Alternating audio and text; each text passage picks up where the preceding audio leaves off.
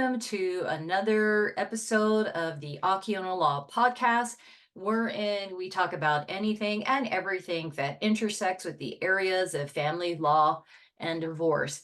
And today we're going to be talking about a scintillating topic, and it's called QDROs, which stands for Qualified Domestic Relations Order. And with me, I have QDRO expert attorney, QDRO attorney extraordinaire, Marques Lang. Welcome to the show, Marcus. Hi, thank you for having me. Okay, so he started Pacific Northwest QDRO. And again, QDRO stands for Qualified Domestic Relations Order. So he focuses on reviewing, drafting, and advising on these QDROs and similar orders. He is a certified financial planner. He is a certified divorce financial analyst. He is a certified QDRO specialist.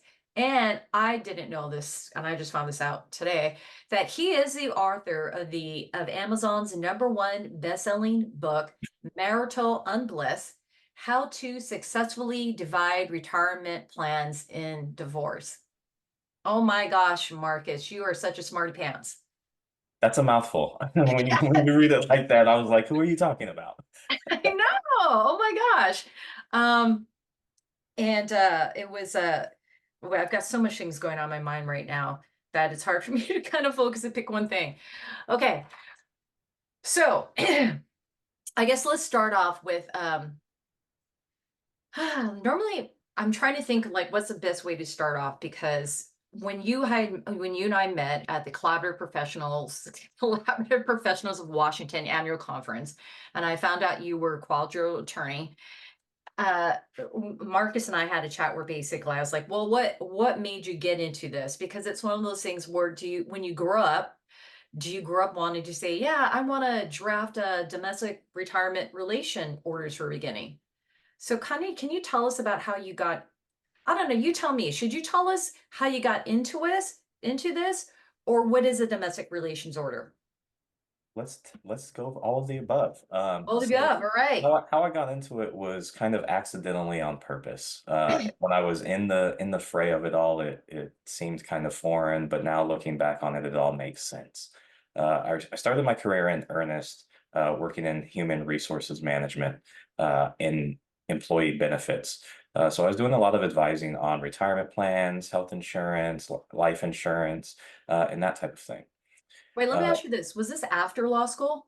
this was before law school. Okay. So this was Okay. before law school, and it went into my first year of law school. Mhm.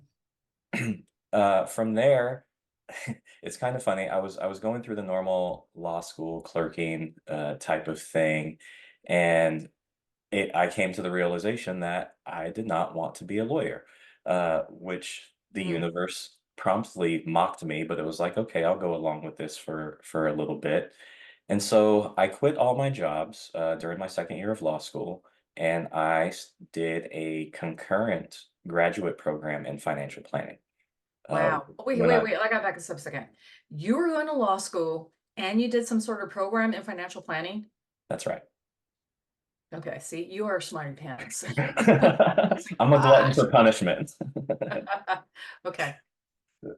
So once I completed that program, I hung a shingle as a financial planner, Okay. doing comprehensive financial planning, investments, major purchase, estate planning, the whole gamut of all of that. Uh, I was doing that for several years, and it really wasn't scratching my itch like it used to. So I was looking for a way that I could combine my financial experience with my legal background. So I was speaking with another collaborative attorney who was like, "Hey, you have all this experience. What have you ever considered being a financial neutral in collaborative cases?" Okay. You got to explain what is a financial neutral and collaborative cases. So a financial neutral in a collaborative case is somebody who comes in and analyzes the cash flow of the parties. They can advise on division of assets. They can provide various proposals to make sure that based on the terms of the divorce settlement, what will the parties' financial situation look like moving forward? Okay. So, in a collaborative divorce attorney say, "Hey, had you thought about being a financial neutral?" And your response was, "Yeah." Not exactly. My response was, huh, what's collaborative?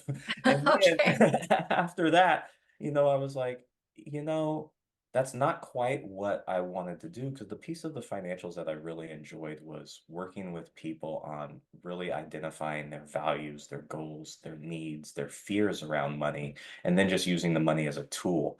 I didn't want to necessarily be doing financial projections and monitoring markets and that type of thing.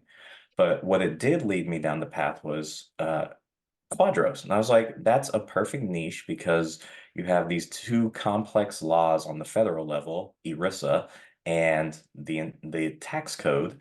It's people's retirement plans are their first or second largest asset behind the house, and it was still very legal intensive.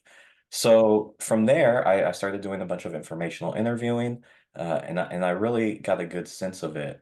So I accepted a position working as in a firm that was a third party administrator, where all I did all day long was review quadros, approve them, implement them from the plan administrator lens. I would draft the quadro procedures, I would draft the model quadros. And once I knew that that was kind of my thing, I went out and went back to take the bar exam, because I skipped over Oh, that when I graduated law school, because I took the certified financial planner exam instead, and started doing quadros, and I've been doing it ever since. okay. I'm still kind of absorbing in the fact that you said you drafted model quadrilles. Because that, okay, so now you got to go and explain what is a quadrille and the purposes why you need one? Because it's so hard for me as a attorney to even say. I mean, you talked about ERISA, right? So I think first, you want to start off saying like, okay, what does ERISA stand for and such. Yeah, so let's start with what is a quadro. Okay. Yeah. So a quadro is a qualified domestic relation order, which is an order that allows a spouse, a former spouse, a Mhm. child, or another dependent of a retirement plan participant to receive assets from a retirement plan. And the reason why this order becomes necessary is because under ERISA, which stands for the Employee Retirement Income Security Act of 1974, so that law governs retirement plans. And when it was initially uh, constructed, it did not account for retirement plan assets also being a marital asset. Mm, So okay. that was amended in I want to say 83 or 84, Mhm, mhm. to allow for qualified domestic relations orders, so that that ex-spouse has the ability to obtain retirement plan assets. Because one provision in ERISA that they needed to overcome was the anti-alienation provision, which means, you Mhm. know, if you are a participant in a retirement plan, you cannot transfer these assets to some other third party, or they cannot be attached to. What? Okay. Maybe I'm going off too much here in the weeds, but like, why? Why couldn't you, like, if it's my retirement monies, how come I can't transfer it to a third party? That's just how the law was written at that Okay. point in time. And it took some debate, which is why it was ultimately amended because you have to think, when ERISA first came about, really they were focused on protecting retirement income security, right? Retirement income security, because in the years before Yeah. this law was enacted, you could go to work for a company, they would promise you a pension or some Yeah. other type of retirement benefit, and if they decided, oh, we're going to fire you on the day before you're eligible, or we're going to file for bankruptcy, or whatever the case may be, you would be left without any type of retirement outside of Social Security. So it was really geared towards protecting working class people and providing an income stream for them when they were in retirement. Uh, Wow. I didn't know that. Thank you for that. Hmm. I mean, I was born in 1971, so yeah. Let's not say that out loud. I know, I was gonna say. Ugh, that's interesting. That makes sense. Okay. So that's why they did it. And but then afterwards, then they decided, like, hey, now we've got to allow for this transfer for the spouse. I always kind of describe quadrilles as, well, it's a document that you need, which allows your husband to give you his retirement assets. Yep. That's kind of my nuts and bolts thing. But okay, before I get, why do sometimes people call it a DRO, domestic relations order? Is it just because it's easier to say? No, so these actually have specific meanings. Oh, So a domestic relations order is the actual order that allows the retirement plan asset to be divided. However, you have separate parties. So that's the domestic relation order, or DRO, is the statutory definition. However, the statute alone does not qualify the order. mm, And okay. so the only the plan sponsor, which is, the business or the company who created the retirement plan, can qualify the order to make sure that it complies with the terms of their specific plan. Okay. So a DRO does not become a quadro until the plan sponsor or the plan administrator actually does the qualification. Oh, thank you so much for explaining that. I didn't. So it's a draw, and then we send the domestic relations order to the plan administrator, and then they say, okay, we like it, and then becomes qualified, and you can enter it with the court. And That's then, right. That's right. And oh, thank you, Marcus, for explaining that. when we're speaking about qualification, Yeah. really what that term comes down to is the favorable tax treatment of retirement plans.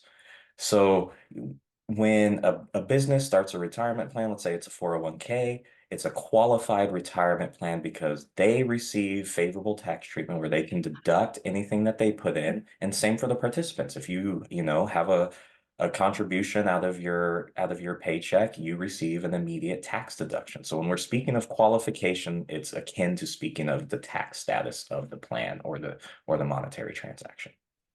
And didn't you, correct me if I'm wrong, but did you work for the IRS at one point? I did not work for the Okay. IRS. Okay. But no, I thought when we were talking, you kind of did something in terms of maybe I thought you did something in terms of knowing this tax stuff in your So, I was the nerd in law school who okay. took tax classes with like four other people.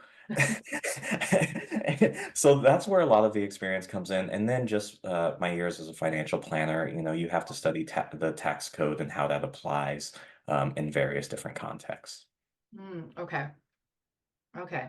Well, math is not my strong suit, so I'm always just amazed when people choose this as part of their, yeah, this is going to be my niche, my practice area, so to speak.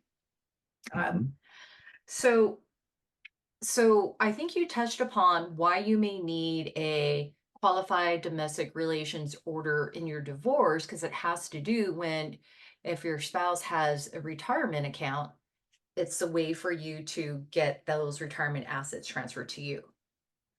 Okay, That's right. so can you speak to so one of the things that we talk about as an attorney when we're talking about doing the retirement and as it relates to the domestic relations order is the retirement going to be distributed as a fixed dollar amount versus a percentage? So can you kind of speak to that distribution piece?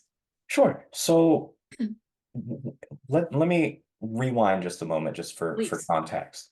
please. So when we're talking about retirement plans, there's really two main types of plans. Okay. So first we have your defined benefit plan. Now in a defined benefit plan, this is akin to a pension. We see these primarily with union workers, with federal employees, state employees, etc. A lot of Hmm. defined benefit plans are, kind of going by the wayside. But the main features of a defined benefit plan is that, you work for so long, you make so much money, And at the end of that period of time, your employer Mhm. guarantees you a particular benefit in the form of an annuity for the rest of your life after you retire. An annuity, which is a pension, Right, essentially. exactly, Okay. exactly. And then on the second category is a defined contribution plan. Okay. Now, this is where the employer will provide the plan. However, the ultimate benefit that you receive in retirement is no longer up to the employer to make good on. It's dependent upon how much you saved and Mhm. how prudently you invested the assets in order for them to grow over time. So really what it comes down to is who has the risk of providing the benefit. On the defined contribution, it's the individual. On the defined benefit, it's the employer.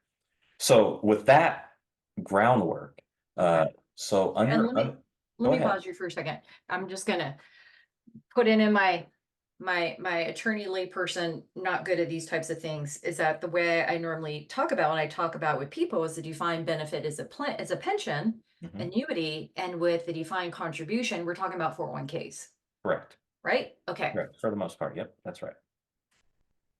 For the most part, yes. Yes. Okay, well, Yes, that's well, there are a lot of different types of, 401k, defined yes, contribution plans. So it's a yes. 401k is the one we all know about. There's also 403bs, there's profit sharing plans, there's employee stock option purchase plans, so on and so forth. So not to bog you down with all of the nerdy details that I like to get into. I know I'm trying to keep it more simple, layperson. Yeah. So, okay, so go ahead now. You've laid down that groundwork. So when we're talking about ERISA and having a domestic relations order, there's three main ways that these plans can be divided, Okay, which is, as you mentioned, one is a fixed dollar amount. okay. So if we're talking about a defined contribution plan like a 401k, it can say, hey, X spouse is to receive $50,000 out of this particular retirement plan. Pretty straightforward. On Right. the on the pension side, it's, X spouse is to receive this dollar amount of the annuity that was earned during the working life of the person that overlaps with the marriage. Yeah. A percentage is similar in that, but instead, that's all you're getting. So with a 401k, for example, they're valued uh, pretty periodically. A lot of them are valued daily, as long as the financial markets are open. So if you look at it as of, April 29th, 2024, your account balance is $100,000 Okay. and ex-spouses to get, 50%, for 50%. example. That would also equate to, $50,000 um, based on this example. But it's just a different way of calculating the award. And that you do that for, a variety of different reasons. What's the purpose? What's the Yeah. history of the parties? Maybe, somebody was paid off a debt and they want to be reimbursed a specific dollar amount for the payment of that debt to the other spouse. So you just put in the specific dollar amount. With the percentage, you can do that as well. So it really there's some strategical elements to whether or not you use a fixed dollar or a percentage that really is case by case. But when it Mhm. comes to getting the domestic relations order implemented, generally you see those two. Now, I mentioned the third. I mentioned the Wait, third. I had a question about the two. Okay. But should you go to the third and then I go back to my question? No, let's hit the question. I don't know. Well, my question was going to be, and then maybe this goes to the third, where is there a benefit to using to, okay, I know you talked about using the fixed dollar amount. Let's say if there's some sort of like pay me back for this money, but let's just say it's not, right? And we're just trying to achieve that 50-50 division of assets and debts. So rather than saying, give me $50,000 from your $100,000 401k, should we just say, give me 50%? Or in that situation, it doesn't really matter. Dealer's choice. Yeah, in that situation, it is dealer's choice. Now, Okay. When you are talking about these types of divisions, especially with a defined contribution plan, there are other factors at play, such as whether or not there have been any loans taken out.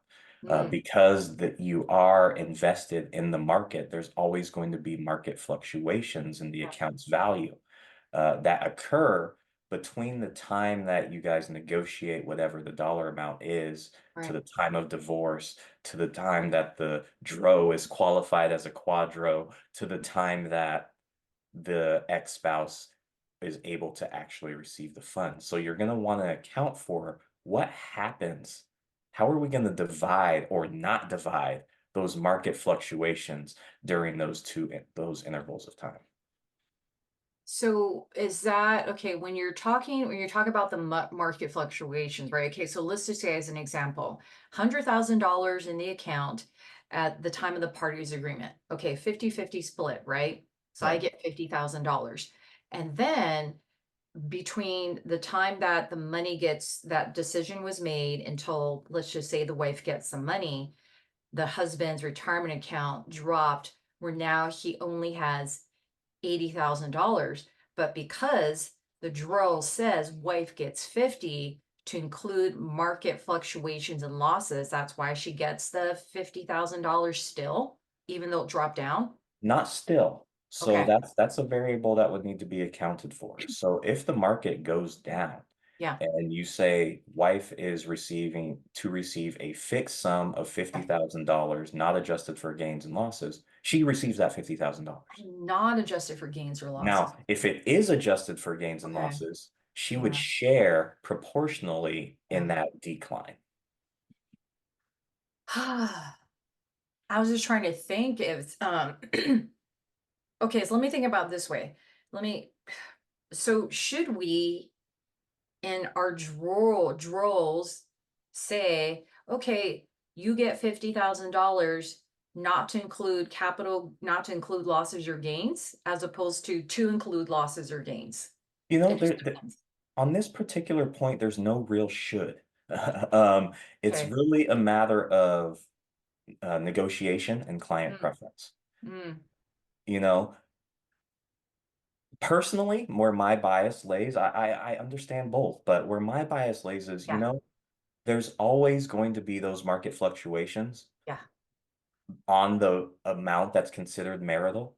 So Mhm. why not include them? Because then they can share in those market fluctuations, Ah, good or bad. good or bad. Mm, But there's risk, some people mm, they really need that $50,000 and I can't have it drop down to 40 because otherwise I'm not going to be able to put a down payment on a new house or whatever the case may be. right. So it really is a case by case situation, but the important part for folks is to address whether or not they are going to include those gains and losses or not. Okay. And that would go either way in terms of the fixed dollar amount or the percentage, That's just right. doesn't include the gains or losses. That's right. But I mean, so again, is there no real, I guess, strategy to get a fixed dollar amount versus percentage aside from the fact that there's a loan? So the loans are the big things on for the defined contribution plans. Because if you Okay. have a loan, what the plan administrator will do is they're going to value the account based on how you tell them to handle the loan. So let me give you an example just to reinforce this. So let's say you have a 401k balance worth $100,000. Hmm. There's a $20,000 loan that the participant took out. Hmm. Okay. So then we have a net Yeah. account value of $80,000, right? Right. So assuming this 50% uh, award, if the loan is included, Hmm. what the plan administrator is going to do is they're going to take that $100,000 and they're going to divide it by 50%, right? So each party will receive their 50K. Now, if the loan is excluded, what they're going to do is they're going to, before making the transfer, they're going to subtract that $20,000 out of the balance, right? So now we're talking about the 80 and that 50% award just went from 50,000 each when the loans are included to 40,000 each. Okay, so I get that in terms of the percentage. If we were talking about dividing a 401k of 100,000 and then I'm doing it like 50% and there's a loan. But let's just say I had, okay, let's see if I can sum up my thoughts. It's $100,000, same scenario, $100,000 401k, husband took out a $20,000 loan. I know this. And so I'm telling my client, okay, we're going to ask for $50,000 because even though his 401k says it's got $80,000, we're going to include that loan. And that's why I'm going to say $50,000. Then I don't have to worry about the loan language, Hmm. right? That's right. That's right. Okay, phew. You're nailing this. You should give Oh my, yourself more credit. give me a gold star. Okay.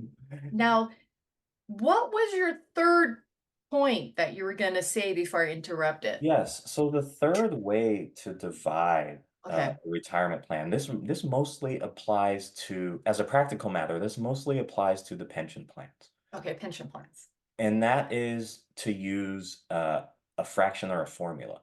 Oh, This okay. is most commonly called a coverture fraction. I've practiced in different jurisdictions, so each jurisdiction kind of has their own case for how they call this. Uh, Okay. but basically, what the fraction does is it divides the total pension benefit between marital and Mhm. non-marital. And then from there, you're splitting Okay. the marital portion accordingly. Okay. But are you talking about now a pension valuation? Is that what they do?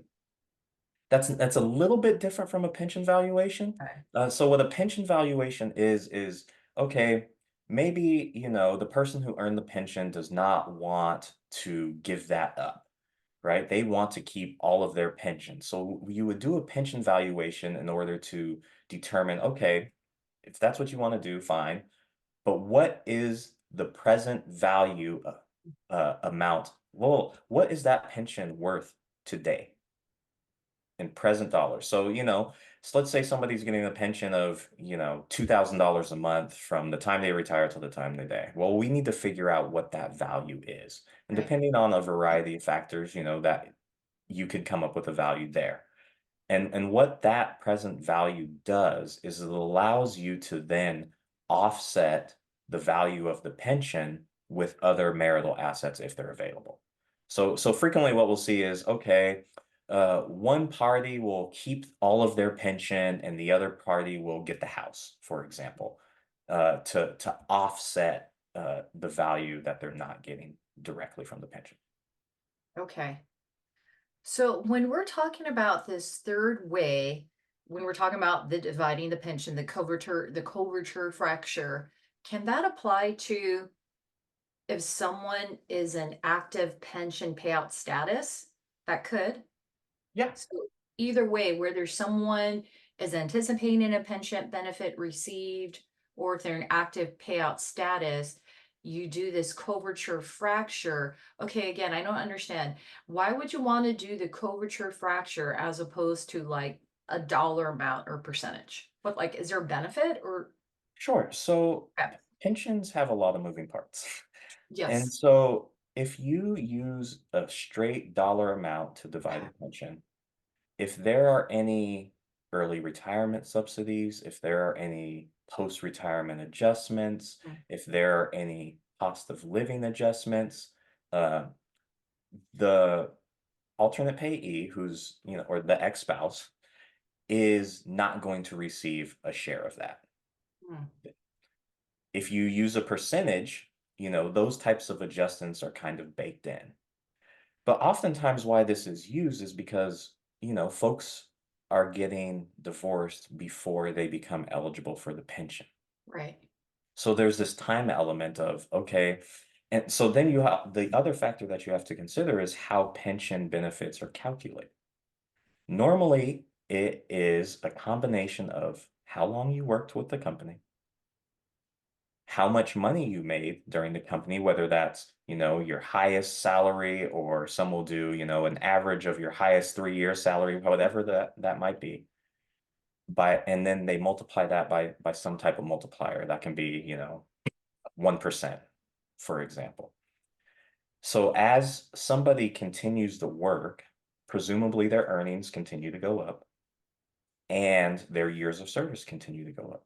So that ultimate pension benefit in the end it really shoots up in value the closer you get to retirement. Right. So you use this to say, okay, well, we divorce now, and I'm, let's say, 45. I'm not going Mhm. to retire for another 20 years. Mhm. So we're going to lock in how long we were married, right? This is going to Mhm. be the numerator of this fraction or formula. How long were we married that I worked here? Let's say it was 10 years. Okay. So 10 years we were together, and I worked at this company. On the bottom, we're going to have the total amount of years that I worked at this company. Let's call it 30 years. Okay. Okay. So a third of this ultimate pension benefit is going to be considered marital. And then you're going to divide that 1/3 portion as part of the marital settlement. Okay, as part of the marital settlement. So are you saying then to use this coverture fracture if you've got someone who has a pension and is 45, not looking to retire in 20 years then do this? It's certainly an option. It's an option in all of them. Yeah. It's where pushback comes in with the coverture fraction is some people think that, hey, I kept working post marriage, and I don't think anything that happened post marriage should be Right. included. Right. And and I understand that. Yeah. What the fraction is doing, though, is the longer you work, the smaller that marital portion is ultimately going to be from a mathematical standpoint. If you were married for 10 years, Mhm. right, and you worked for 30 years, it's going to be 1/3. If you were married for 10 years and you worked for 40 years, that marital portion is going to be 1/4, so on and so forth. So it does really divide them, but people sometimes aren't comfortable with that and don't think that's equitable because, really all that accrued, the only part that's considered marital is the part that accrued while we were married. And I understand that. So not to get too nuanced, but so we have what's called a frozen coverture, which means we're going to sever this benefit as of the date of divorce. Mm, Done, frozen, that's all we're dividing. And then we have a true coverture, which is what I explained in the beginning, which takes mm. into account the full working life of the participant. Wow. Good Lord. So really what I'm saying is Yeah, what are you saying? bring the quadro person on early. This is what I was thinking here. I was like, okay, so if let's just say I'm representing the husband that has the pension, I would be telling him, do the coverture fracture because that's actually going to result in a less payout to you over time. And if I was representing the wife, I would be like, girl, get your money up front now. Do the Yeah, yeah, potentially. So really how I like to explain this is and it's going to be up to your clients, right? It's like, do you want to have a bigger piece of a smaller pie, Mm, or do you want to have a smaller piece of a bigger pie? And it's really case by case and mm. situation to situation. There's no Ah. right or wrong answer. It's just a matter of, what type of agreement you guys can come to. Yeah, it's so this is like in full disclosure, this is what I do usually as a divorce attorney. And I think this is why in terms of collaborative divorce, it's so exciting. A collaborative divorce, we kind of touched upon it, but it's a divorce where people sign an agreement that they're not going to go to court, engage in divorce litigation to resolve their divorce. They're going to resolve the divorce outside of court within the collaborative divorce container, which is two collaborative divorce attorneys. You can use a divorce coach which is there in a way as your emotional translator, mediator to kind of step in when things get too high or you're so frustrated and you scream at your spouse, you asshole, you just want me to have anything. And the divorce coach will step in and will say, hey, Lani really has this fear that she's not going to be able to get by financially. And then we bring in the financial neutral, which kind of says, well, this is what you can actually afford to pay a husband. No, agreed, you can't afford to pay $5,000 in maintenance, but if you can actually afford to pay 2,000.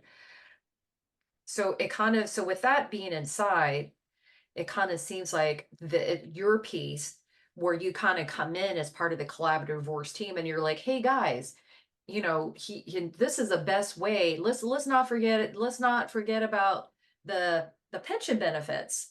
And what can we do to divide that pension benefit? Whereas a divorce attorney, I'm just looking at, let's get that pension valued, and then we'll plug it in. We'll plug it into the asset and debt spreadsheet, where I'm not trying to get into the coverture fracture. I'm just like, value that pension. And we'll figure it out from there. That's right. So yeah, so that's I don't know how many divorce attorneys are aware of this coverture fracture, and there's three different ways. Because again, our normal MO is I'll send you off to a pension valuator, which then leads me to ask this question: do you value pensions? I do not value pensions. Okay. Okay. All right. Glad we got that out of the way. Yes. It really is an individual case by case situation. It really is. And you're always trying to balance that with the terms of the individual plan. So I think a couple of things that make domestic relations orders so complicated is there's just a lot going on. Yeah. Okay. You have these federal laws, ooh, ERISA and the Internal Revenue Code. That's scary. Yeah. You might have the Code of Federal Regulations involved. Say if you have a federal employee and they have a thrift savings account, the Code of Federal Regulations might be involved. Then you have this individual state laws, right? That vary. And then if that's not enough, just for good measure, each plan is unique. Mm. So just because you negotiated a settlement on plan A that worked out well doesn't mean that same settlement will work for plan F because that plan might be different. Okay. I think that just goes why to why divorce attorneys should not be doing domestic relations orders. Let me ask you this question. How do market fluctuations affect the gains and losses when we're talking about retirement accounts? How do market fluctuations address the gains and losses? Yeah, how Well, do they we kind of alluded to this. So, okay. when the market's up, so if Mm, let's okay. go stick with that $100,000 value, right? If Yeah. the market's up and say by the time, the QDRO's drafted and approved, that account balance is now worth 110. Okay. Well, we have this $10,000 difference, right? Yeah. So depending on the language that's incorporated into the order, if we're going to include earnings and losses, then the ex-spouse is going to receive a portion of that $10,000 gain. And Yeah. that happens vice versa. If it was a $10,000 loss, the ex-spouse would share in that loss. So if it's a 50%, market's up 10K, instead of getting 50,000, spouse gets 55. Mm. Market's down, instead of getting 50,000, spouse gets 45. So I'm just kind of trying to, and we did touch upon this. I'm just trying to think again, as a term of being like you're a divorce attorney and you're in that mediation and you're having that conversation where do you want to include the market losses and gains in terms of this retirement account division, or do you want to exclude it? Because if you exclude it, you're not going to share in the loss, but that also means you're not going to share in the gain. That's right. So it also kind of it just kind of seems like to me it kind of depends if you're in a bear market or a bull market, and with the interest rate so high, it's just it's so hard. But sometimes it just depends, because what I think what people need to understand is that when you're at mediation, and you have that settlement agreement, and let's just say the market's performing really well at that time, but when the distribution actually happens, could be 3 months down the road, 4 months down the road, 6 months down the road, and maybe, the market just fluctuates. Maybe the market takes a dip then. That's right.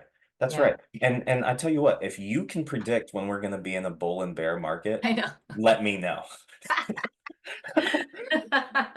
And that's and you're also I speaking will. to the best case scenario. So Yeah, one thing that does happen from time to time is sometimes the divorce is contentious, yeah. it's emotional, you just want to be done, you don't even want to think about this quadro thingamabob. Sometimes people forget to get them done. I recently had a case where the parties divorced in 1998. Yeah, it happens. 1998, and we just did the quadro this year, 2024. Uh, Fortunately, fortunately, squeeze me? it went through and everything was fine. But yes, this does happen. So being clear on those market fluctuations can have a big impact. Okay, wait a minute.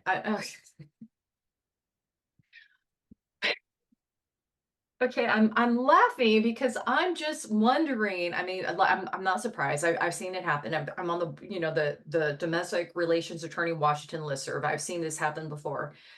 But I'm laughing because please, please, please, I hope that included losses and gains, because I imagine that would have included grown a lot. Hmm. Hmm. Or did it have a fixed dollar Yep. amount? Earnings and losses were included. Oh my So gosh, thank God. in this particular case, but Mm. if they weren't, uh, it would have been a tough deal. Yeah, I know what oh, okay. So to kind of to kind of capsulate this or summarize it, the long end of the story is the summary is it's good to include market losses and gains, because sometimes when the attorneys are out of the case and we as the attorneys are not monitoring to make sure someone did that quadro, that's where you can be in that situation where they had an agreement, the final divorce orders were entered, but one party basically just sat on their butt and didn't get the quadro because maybe they didn't reach out and hire someone. Maybe they And didn't so, hire someone, maybe they couldn't find anybody, maybe they yeah, forgot, they maybe they moved forgot. on. There's a lot of reasons There's a why. lot of reasons. So But there's that's also a why, lot of risk. This is why yeah. I say tell folks to get the quadro person involved as early as possible. Mm, Because I mean, just going back to that case that I had this year, I mean, yeah, there's a 26-year gap between quadro being done and divorce being done. yeah, Well, what if somebody passes away? yeah. What if What if? what if the company goes under? Yeah, What if somebody changes jobs and they roll the funds into another plan? yeah. What if somebody gets remarried and they're now retired and they're living on that money thinking nothing happened? What remedy does that ex-spouse have? And it's very difficult. Well, are you going to answer those questions? That's a lot of what ifs. I'm like, yeah, what if? But if are you saying that's why you get the quadro attorney involved early on because they can address those scenarios in the quadro, or the quadro attorney will make sure that doesn't happen? The quadro attorney will make sure that doesn't happen because if the quadro is completed, right, Right. Yeah. within, as close and possible in time as the finalization of the divorce, you minimize a lot of those variables from coming to fruition. Okay. Yeah, I was getting kind of I was stressed out for a second there. I'm like, what if? What if? I'm I'm like, here, don't hey, stress. I'm with you. okay, you're gonna hold my hand and tell me That's to right. breathe. Breathe, Lonnie. It's okay. Oh my gosh, I was spinning out of control there for a second. Phew. Okay. So in my head, and I wasn't going that long scenario, but in my head, I was was just thinking about this divorce case I did, where we oh my gosh, my husband's a client, great guy. This guy is so smart. He's an attorney and a CPA, and he's very down to earth. Love this guy. Um, but I was just thinking, I think we did mediation maybe last summer, and we just finalized this divorce the couple weeks ago.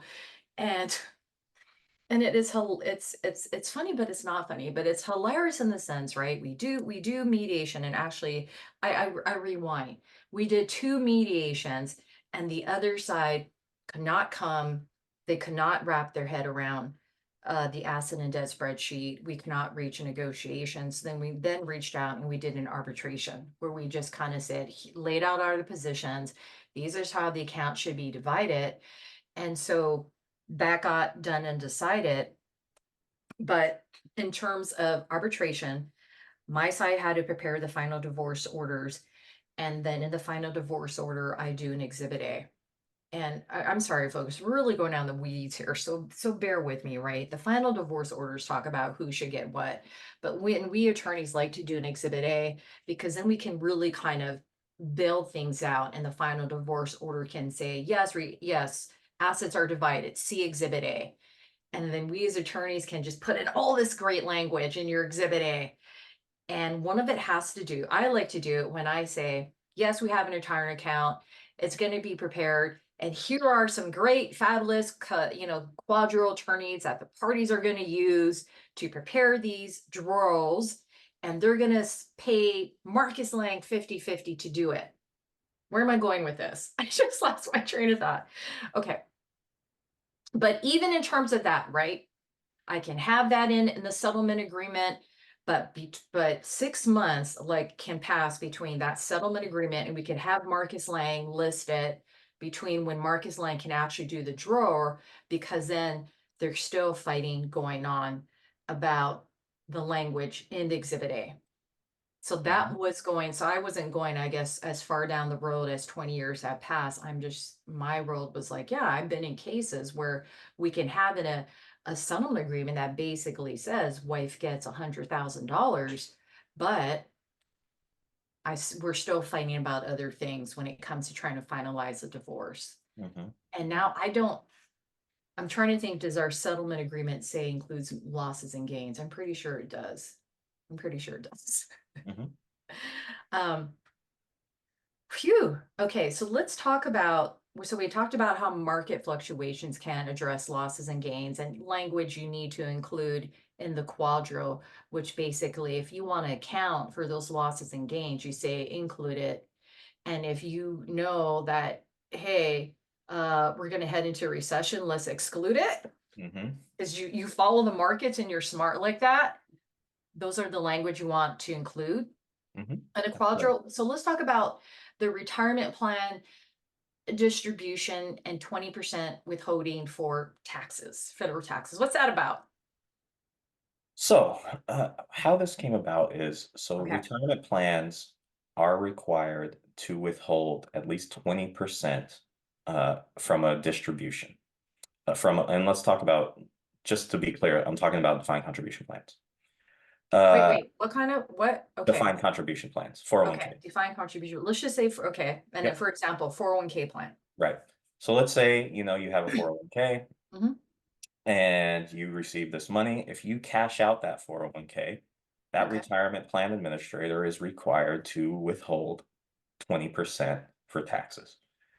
And where that 20% comes from is just over the years, that's on average the ballpark marginal rate that people end up paying. Some people are higher, of course, some people are lower, but that's just where things have kind of settled. Hmm. And and so yeah, that's going to be there. So if you're so if people are Yeah. using the retirement plan to say offset another asset, then you want to be aware of this 20% tax impact, because 20%, I mean, $50,000 in cash is not the same as $50,000 in retirement assets, because the cash does not carry that 20% Yeah. tax withholding. Okay.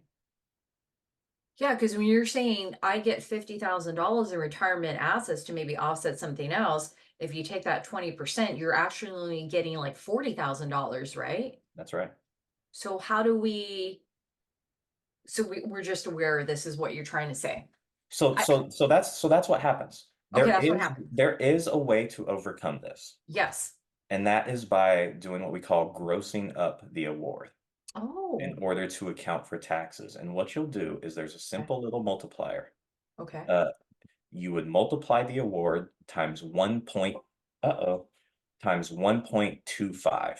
Wait, okay, so to pick back off, because I wanted to take a note here. Okay, so you're talking about take 1.2% grossing up. What do I do? 1.25. Oh, okay.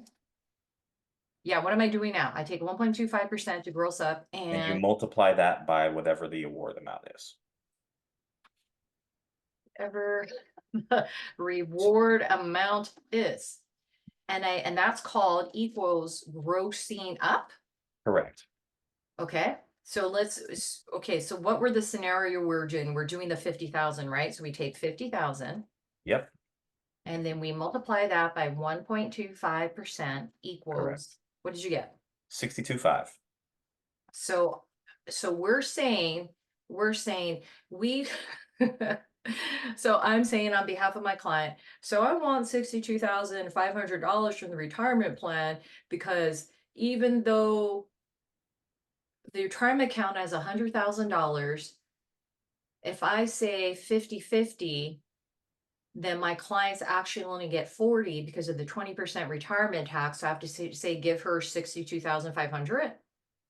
Yes, and so Yes, and if it's a true 50-50 division, you don't need to gross up.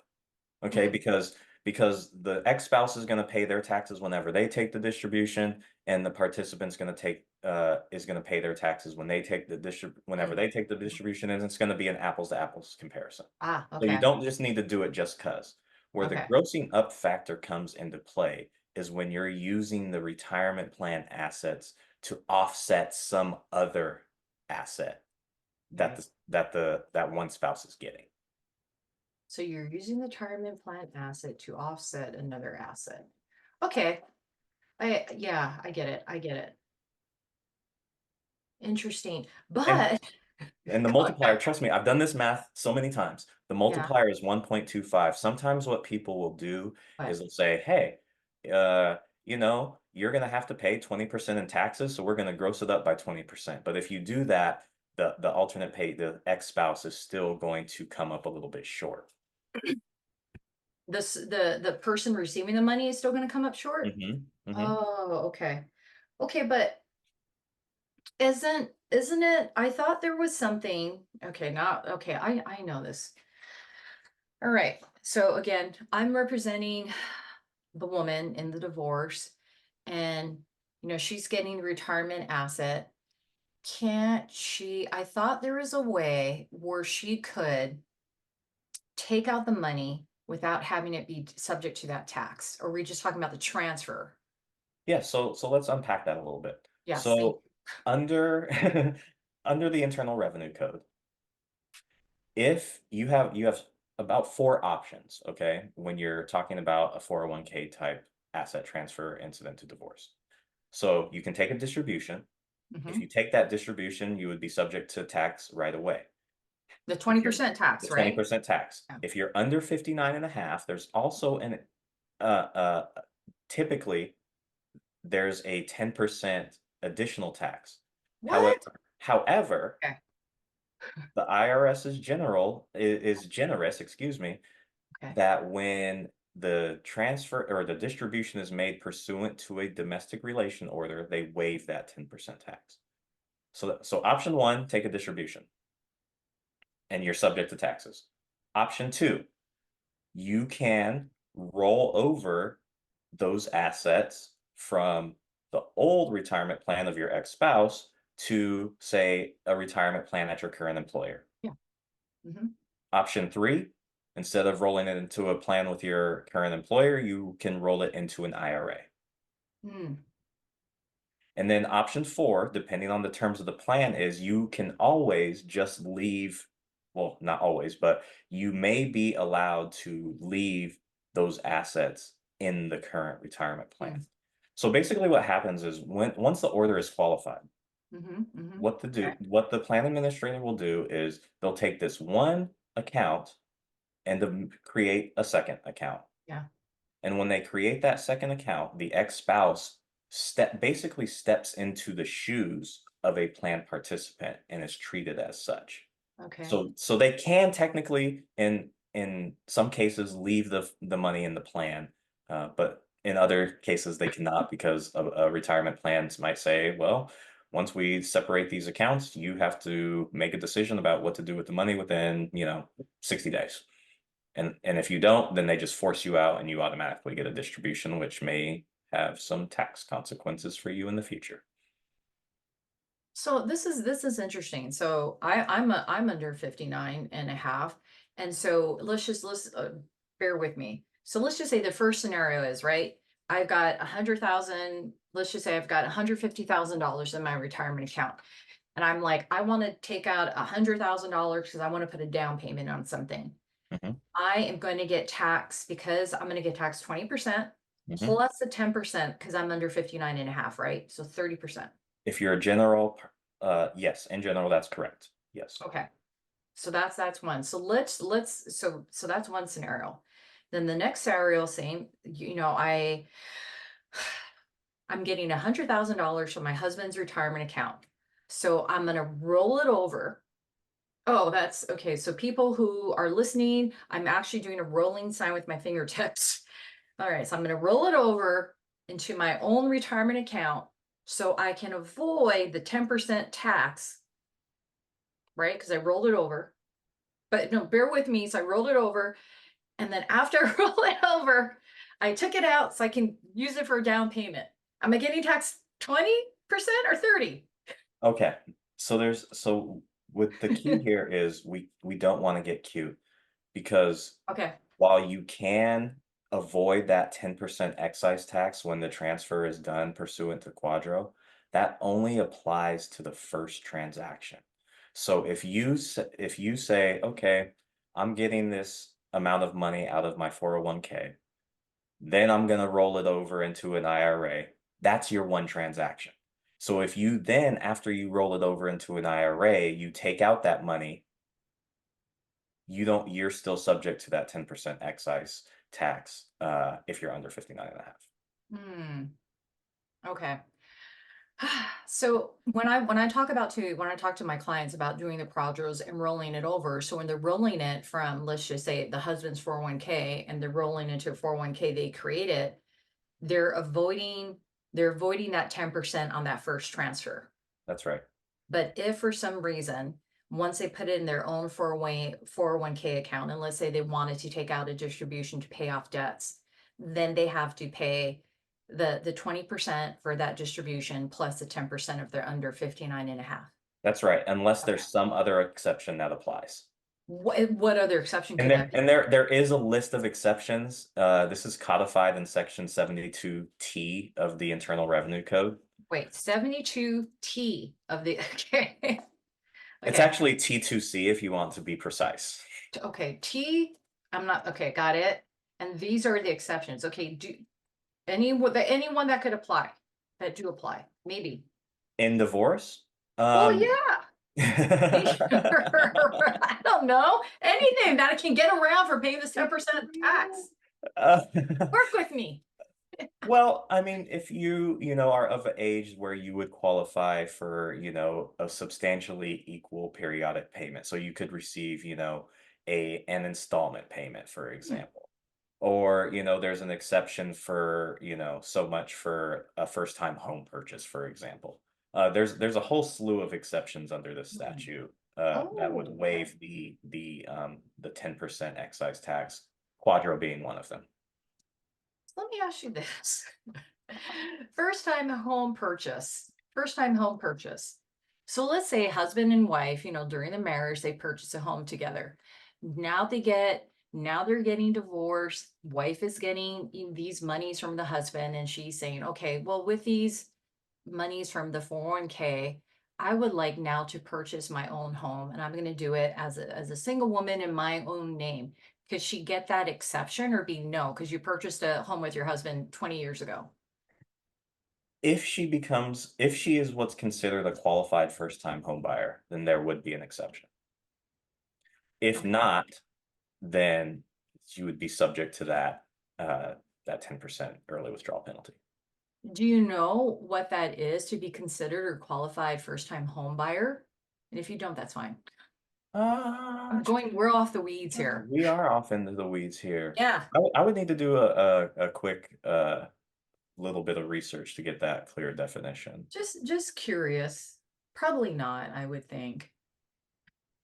I was just wondering because that'd be really interesting, right? Because technically you're not a first-time home purchaser, but if you purchase a home with a husband as a married couple, I would think, actually, I don't know, but it would be nice, but maybe not, because it's a federal government. So I would imagine they don't make things easy for exceptions. Maybe it's one of those things where it's like, stay tuned. Stay tuned, come back for part two. Yeah, it could We'll be. have the answer. So generally speaking, the first time qualified home buyer is someone who has not owned a home in the last 3 years. Wow. Thanks for looking that up really quickly. Awesome. Ah, I'm just trying to think. I'm just trying to think. Is there hmm, I'm just trying to think if there's maybe not. I guess there's just no way in terms of that.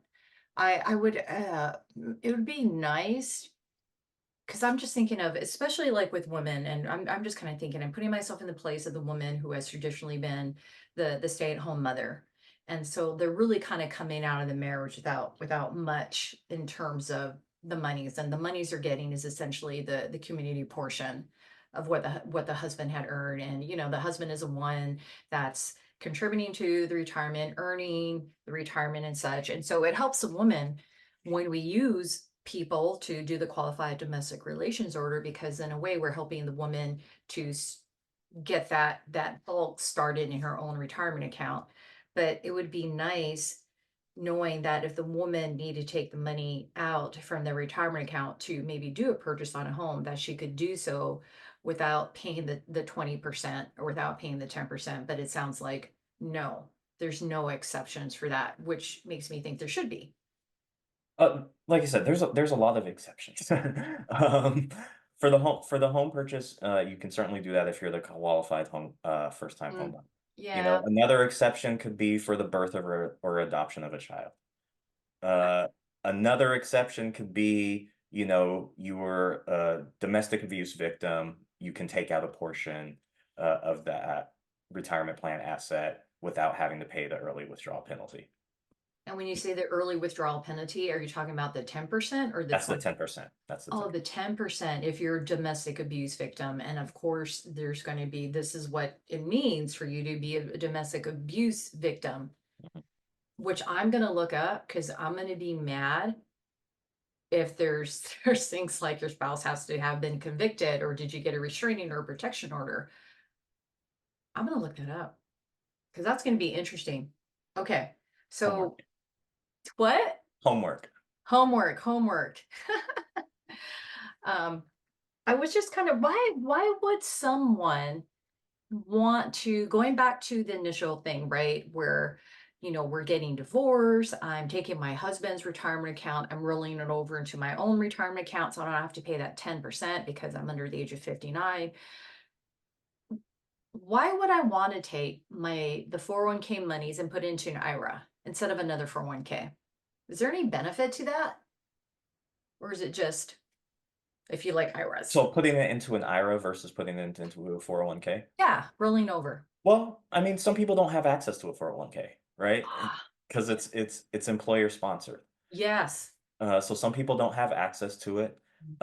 Some people don't like the investment lineup that they have available to them in their 401k. So maybe you want to put it in an IRA so you have access to a wider pool of investments that are more congruent with your strategy and objectives. Good point. Good point. Because if you're a stay-at-home mom, you're not going to have a 401k to roll it into. Hmm. So you're going to have to do an IRA. Hmm. Oh, okay. That makes sense. That makes sense in terms of, I was just thinking of a divorce. I had a financial planner, and a lot of it is IRAs. Well, I mean, he has some 401ks. It's his own business, but the IRA, we're doing the transfers between husband and wife via IRA. Hmm. Interesting. And that's a great segue. Just as a side Okay. note, um, when it comes down to dividing an IRA, for those who don't know, a qualified domestic relation order is not required to transfer IRA assets.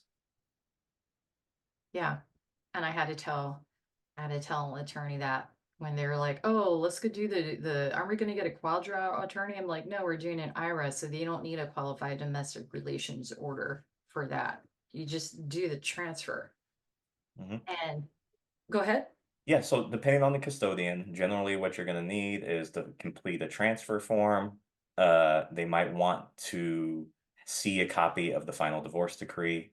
And then sometimes they might need to see a letter of instruction that directs them exactly where to move the money and how to move the money and that type of thing. So it's some combination of those three documents for most custodians is what's necessary to do a transfer incident to divorce for an IRA. But what's good about that is in terms of the you don't need to have your divorce lawyer take care of that. You don't need to have a QDRO attorney. You the person can take care of that yourself. Mhm. So you That's say, right. I You mean, do so save money. that's nice that way. So is this a good time? I'm almost kind of thinking in my head to talk about what trip people up between distinguishing between IRAs, the defined benefit, and the defined contribution plans. Do we talk about Yeah, that? we have not talked about that. So Okay. we've kind of talked about, these account types on their own, right? But what we haven't talked about is distinguishing between the two, Ah, okay. between the three. And the thing that frequently trips people up is using the wrong account language for the wrong account type. So Mm, let me give you an example. yeah. So let's say we're dividing a 401k. And sometimes you'll see in the judgment or even in the DRO language that's geared towards a pension. Hmm. And it's oftentimes not applicable. Or vice versa, you could see that. So it's really critical, even before we get to the quadrus point, but when you're, mediating or collaborating or, negotiating a settlement, it's really important to understand what type of retirement plan you're working with. And not only that, is it a type of retirement plan that can be divided by QDRO? Because not all plans can. Mm, And if you draft up this beautiful judgment language and incorporate it into your divorce decree, and you're like, yes, I'm gonna go send them to Marcus because he can do this QDRO, and I come back and say, actually, this is a non-qualified deferred compensation plan, and this cannot be divided by QDRO. So how do you want to handle this? Are you gonna go back then? Are you gonna go back to court and amend the judgment? Are you gonna renegotiate? And it can just open a big can of worms. So knowing the type of plan, okay. whether or not it can be divided or not, and knowing those plans features is critical.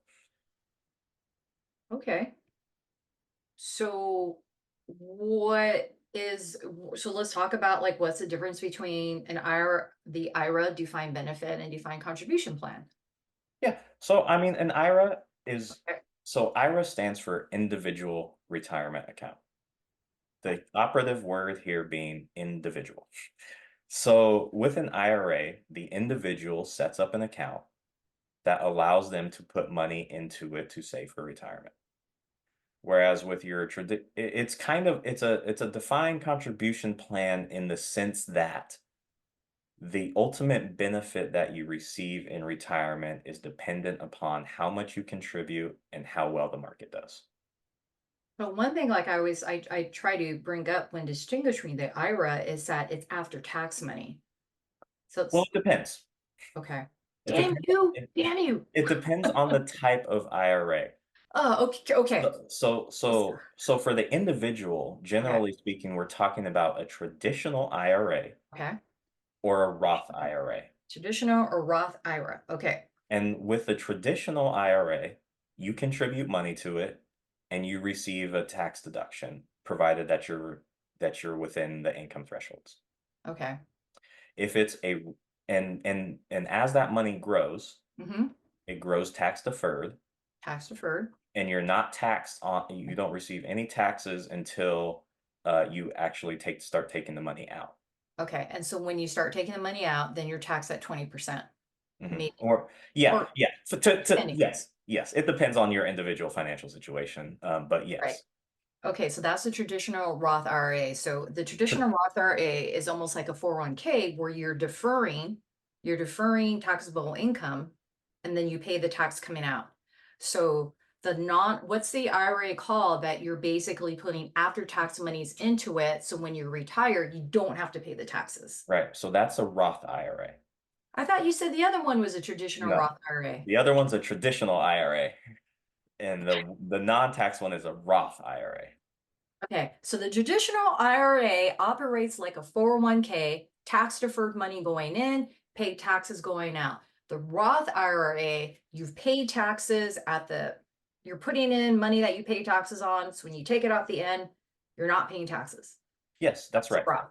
And That's a and the Roth. beautiful thing about Roths is, I mean, there are some requirements that you have to meet. Like Okay. you have to have owned the account for more than 5 years.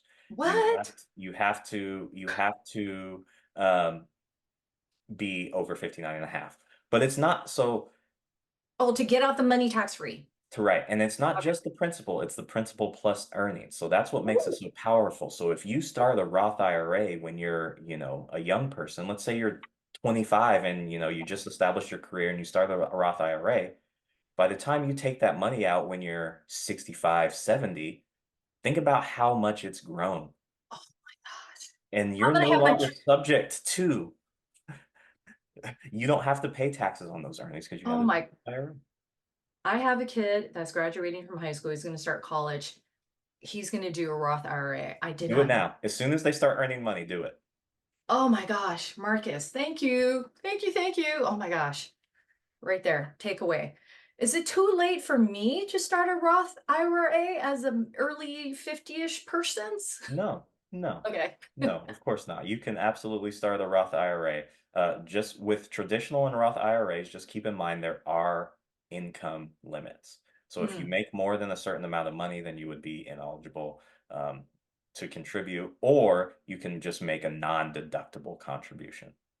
What the hell does that mean? A non-deductible So, contribution. so a non-deductible contribution to a traditional IRA, right?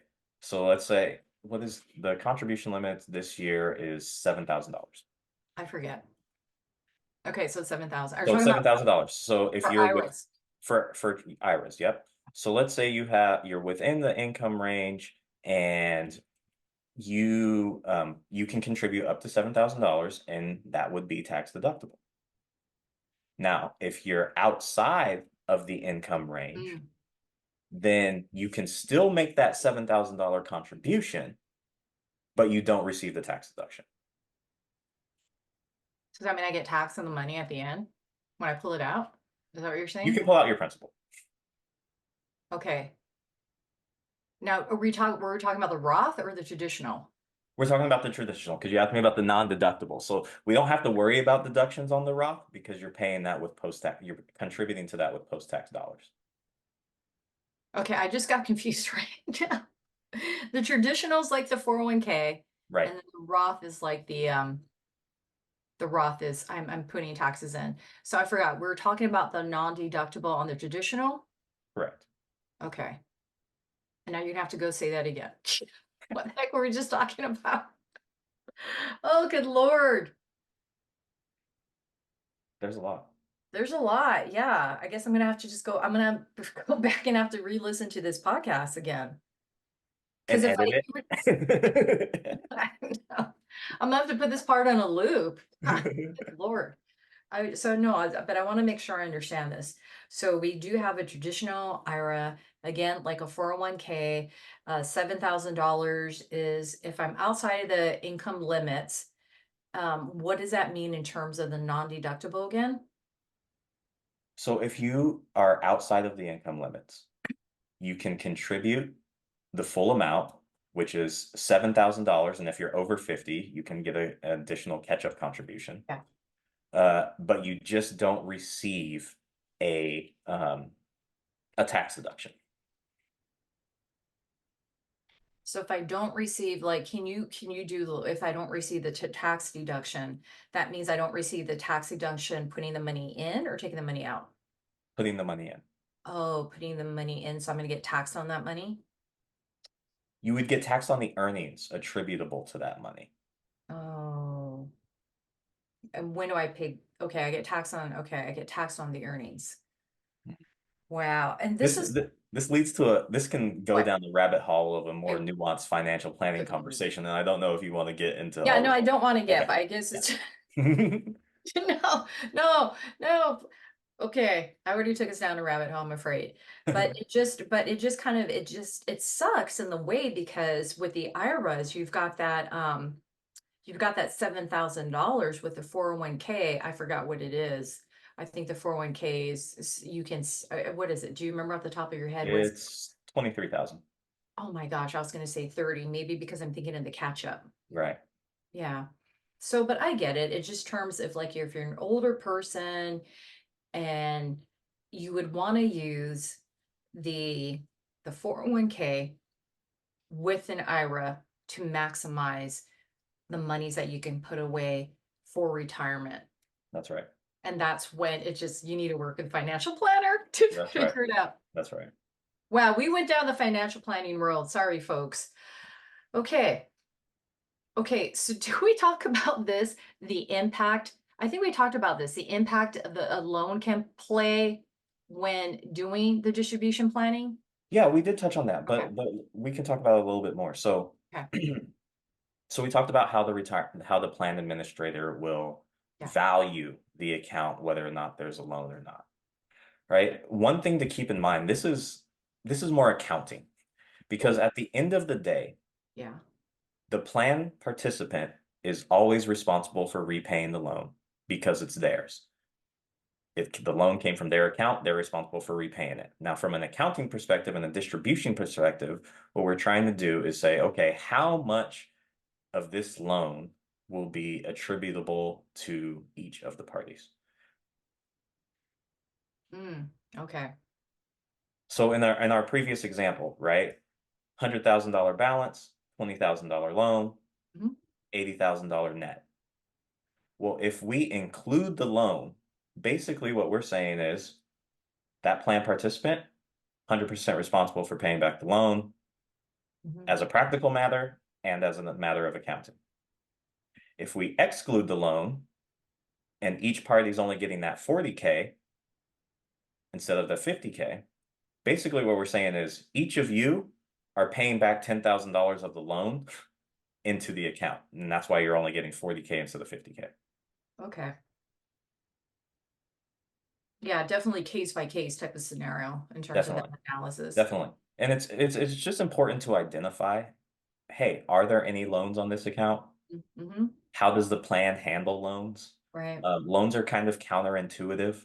Um, when are you adding the loan? When are you subtracting the loan? It doesn't make the most sense right off the top of your head. You have to kind of think about it a little bit.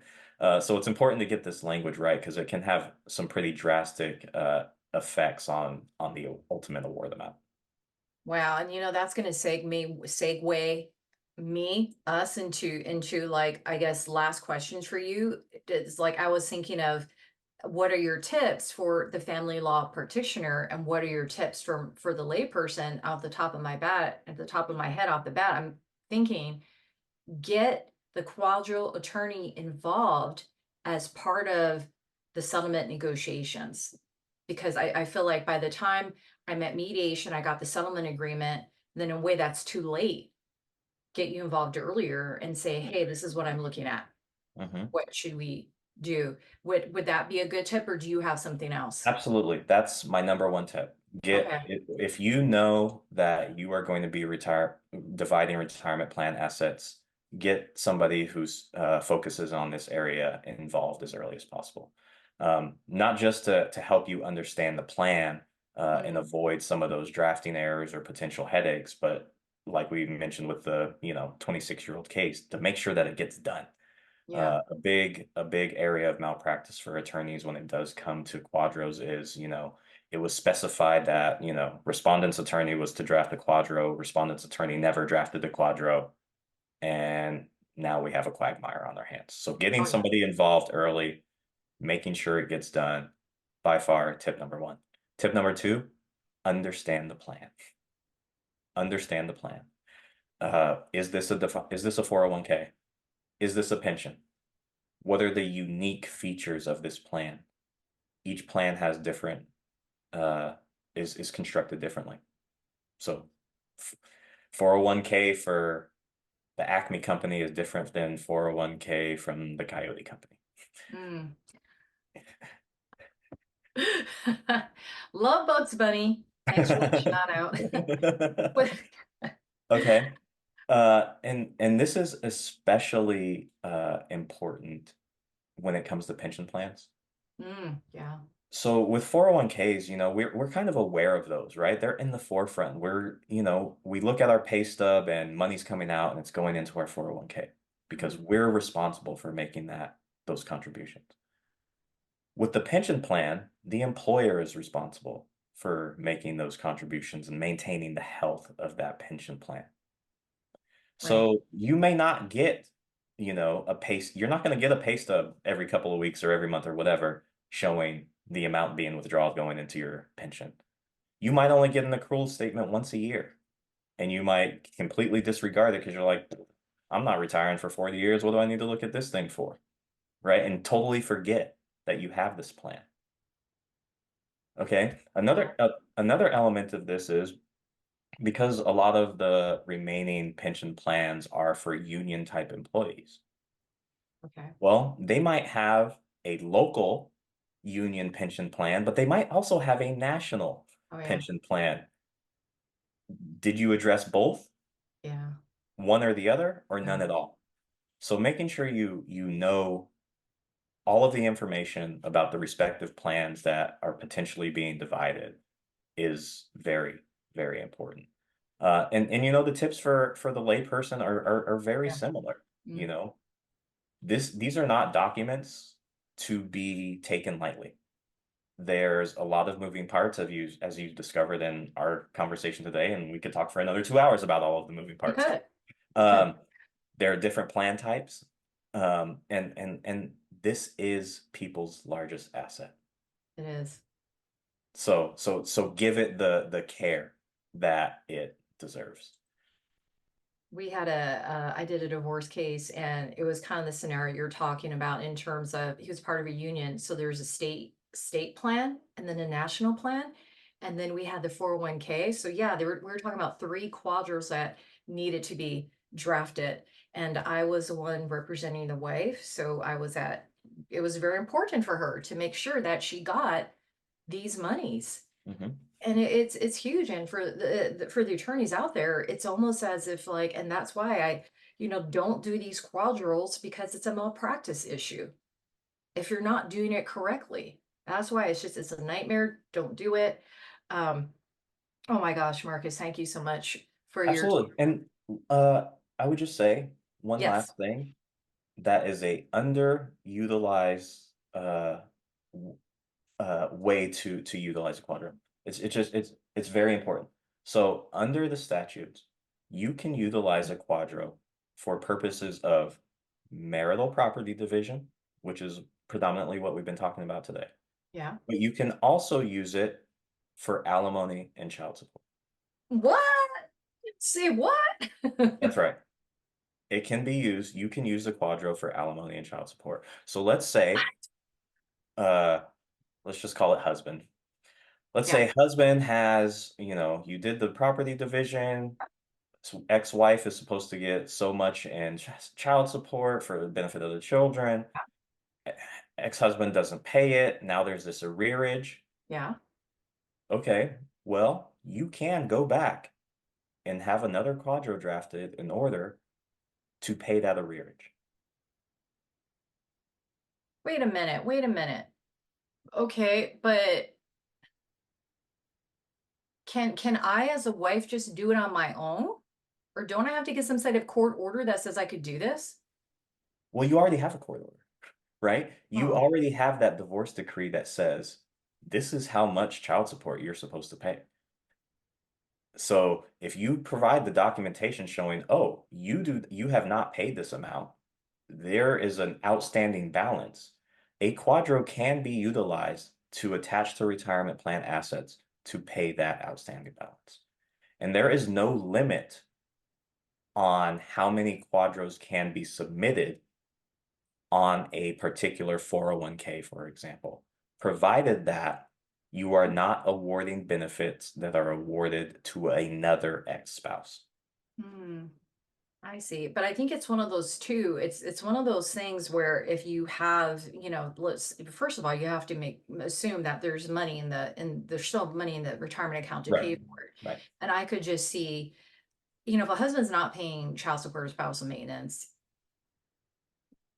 it could be because in a way he's willfully, let's just say he's willfully not doing that. So once he sees that quadro coming through and taking out those monies, he's probably then going to transfer into another retirement account that the wife can't touch or doesn't know about, Potentially, right? potentially, potentially. However, the way around this is when we're talking about 401ks, once the plan administrator is on notice that there is a potential quadro pending, they will freeze the participant's account. So they cannot take out any loans. They cannot make any distributions. And that freeze can remain on the account for up to 18 months. Mm, wow.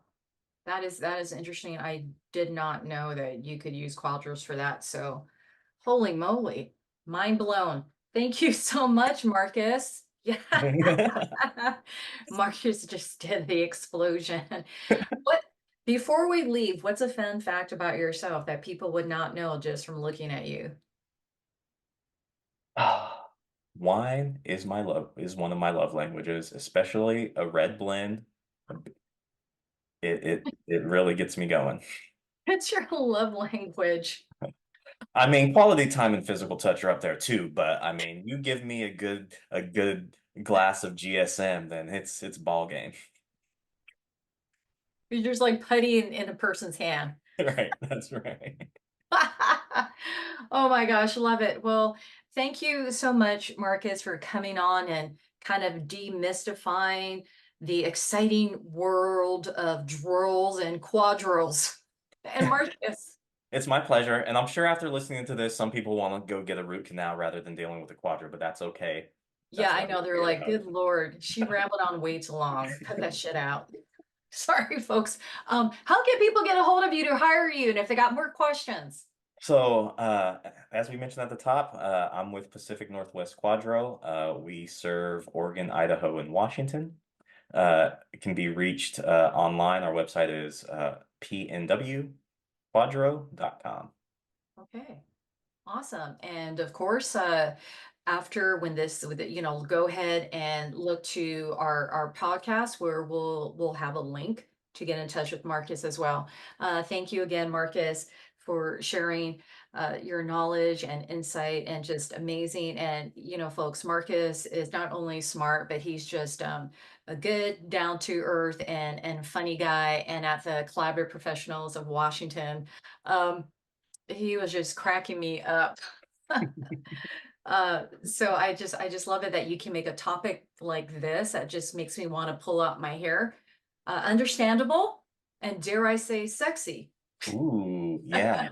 That's a good Yeah. four-letter word to describe a quadro. I like it. Yeah, yeah. And thank you again for all the listeners out there for listening to another episode of the Akiona Law Podcast, wherein we talk about anything that intersects with the areas of family law and divorce. And go ahead and hit that like and subscribe button. Until then, be well. The information in this podcast is general advice only and should not in any respect be relied on as specific legal advice.